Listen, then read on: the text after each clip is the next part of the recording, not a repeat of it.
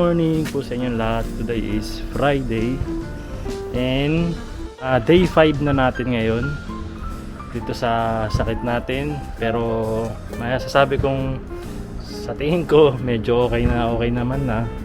Mas okay naman na talaga since nung nagkaroon tayo ng sakit, sumama yung lalamunan natin. Ngayon medyo okay na. Siguro ang isa na lang na hindi nawawala sa akin yung medyo pag-ubo-ubo ko, na hindi naman siya masakit, hindi mo siya masabing mahirap na ubo. Kumbaga parang mild lang siya, mild lang. So about naman sa mga bata, kay Aya, natutulog pa sila. Hindi pa natin na-check kung ano yung temperature nila. Pero ako sa ngayon, okay naman yung temperature ko, normal naman. Lumabas lang ako saglit kasi may gusto lang sana ako ipakita sa inyo. Ayan. Ayan. Umuulan ng yelo. Puno na ng yelo yung ibabaw ng sasakyan.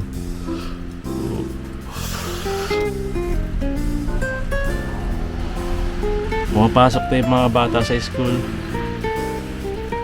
Mag-alas 8 na kasi.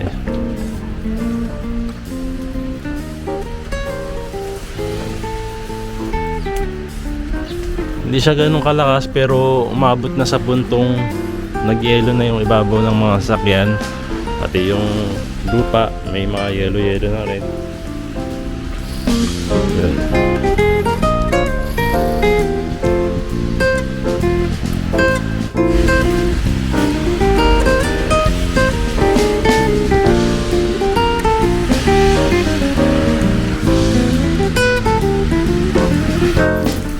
Kaya rin kasi ako lumabas kasi yung sasakyan ko nakalimutan kong bukas.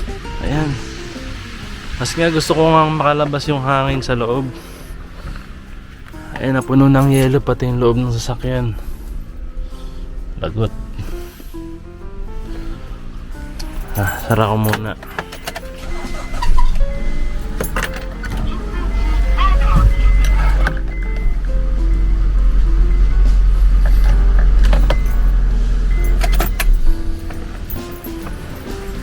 Tapos taas natin yung mga wiper. Masira yung wiper. Baka masira yung wiper natin.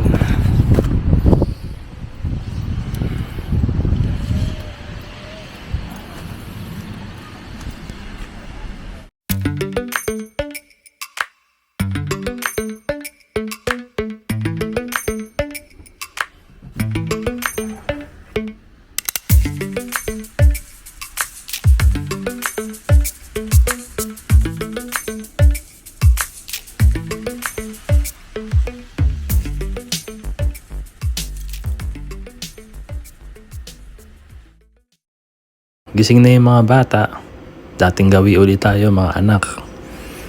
Kakain, maglalaro. Ramdam na ramdam ko na sa kanila yung pagkainip. Pero wala naman kami magagawa kundi magtiis at magantay at magpagaling. Nanyo? この歌いたよ。ははははははははは。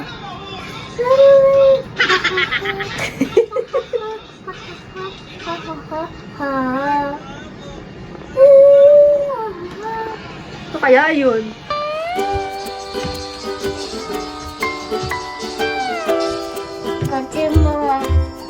Eto, atashi wa, pizza desu.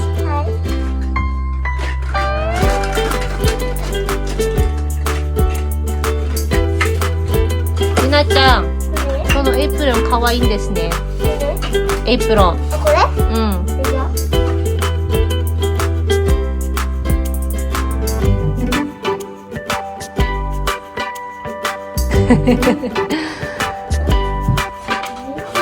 じゃあ待ってますね。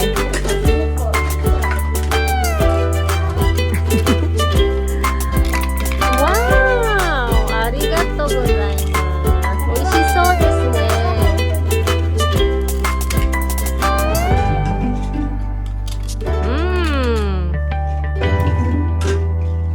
ピッツァ。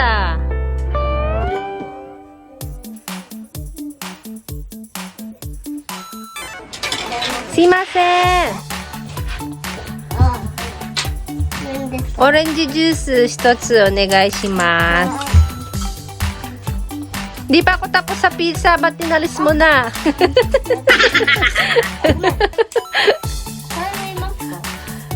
はい、食べます。はい。Thank you! ありがとう。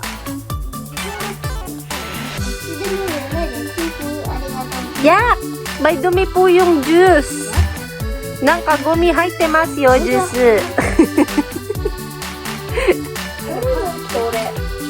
それでもない。取れなくなっちゃったんだよ。取れなくなっちゃったしょうがないね。そのまま飲んじゃってもいいんですか？はい。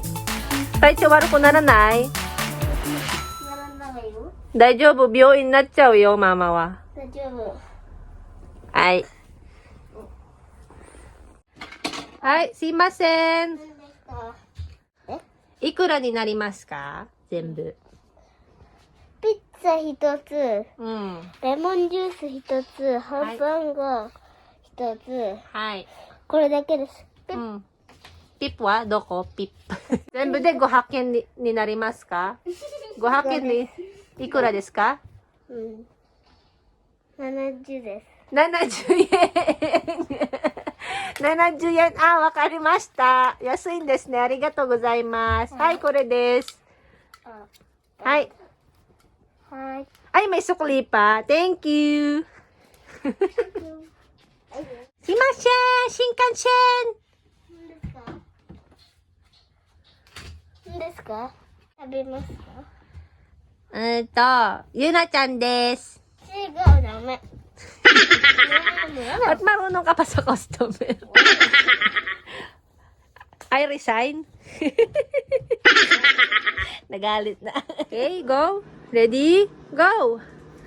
1, 2, 3, 4, 5, 6, 7, 8, 9, 10, 11, 12, 13, 14. Oh, すごい。上手じゃん。じゃあ、日本語で数えて。1, 2, 3, 4, 5. Magandang gabi po. Kanina nakatulog ako habang naglalaro yung mga bata kasama si Mama Aya. And kahit papano nakapagpahinga ako. Ngayong araw na to, meron akong magandang balita. Kasi kanina, habang tulog ako, tumawag na sa amin yung Hokenjo. Sa Hokenjo kami kasi nagre-report. Sa tuwing tatawag sila sa amin, kailangan naming i-report kung ano yung sitwasyon namin about sa nararamdaman, sa ubo, sa lagnat, or sa sakit ng ulo, lahat ng mga, kung meron kaming nararamdamang hindi maganda, isasabihin namin sa kanila. Dahil nga wala na tayong nakikitang symptoms, bukod dun sa medyo paubo-ubo ko na lang, na nabanggit naman namin sa kanila na medyo may ubo pa ako, pero hindi naman siya totaling mahirap or masakit or matinding ubo. So, base sa observation nga nila, ngayong araw na to, nag-decide sila na tapusin na yung quarantine namin. Ang sabi nila kahapon, baka Saturday pa kami matapos yung quarantine. Pero tumawag sila ngayong Biyernes. Ngayon na nila tinatapos yung quarantine. Siguro, binasi nila yung araw kung kailan ako nagsimulang makaramdam ng symptoms nun. Kasi nabanggit ko nga sa kanila nun na nung February 7 or nung February 8, nakakaramdam na ako ng sipon, ng pag-ubo-ubo, na hindi ko naman alam kung saan talaga nanggaling kasi sobrang nag-iingat talaga ako that time eh. Pero nagulat na nga lang ako nung araw na yun na parang iniubo ko, sinisipon ako ng biglaan. Ang sabi lang sa amin basta ituloy-tuloy mo lang yung gamot na binigay sa'yo. Monday, kakausapin ko yung company kung pwede na ako magtrabaho kasi totoo lang na may miss ko na rin yung trabaho kasi parang ang hirap din ng lagi kang nasa bahay.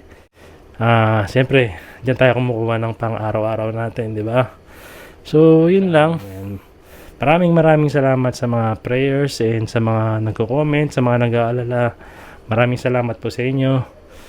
And ayan, sana kayo rin mag-iingat din kayo dahil hindi natin alam o hindi natin nakikita yung kalaban natin ngayon.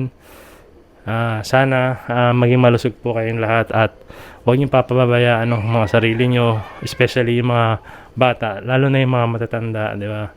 So yun, God bless everyone. Maraming salamat po.